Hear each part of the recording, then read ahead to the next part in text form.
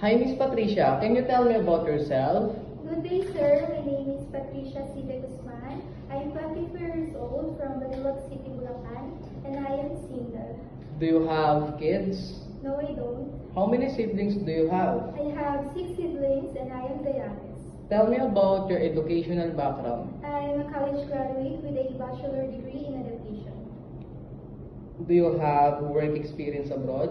No, I don't, but I do have work experience here in the Philippines as a private helper with a disabled person. How will you describe yourself? I would describe myself as a hardworking, respectful, and honest person. Do you have any tattoo? No, I don't.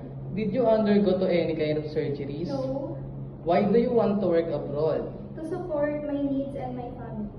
Are you scared of dogs and No. cats? Can you give us your idea on how will you handle a naughty child or children with tantrums? I will ask them nicely to stop being naughty and teach them good manners.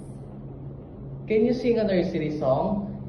The wheels on the bus go round and round, round and round, round and round. The wheels on the bus go round and round, all through the town.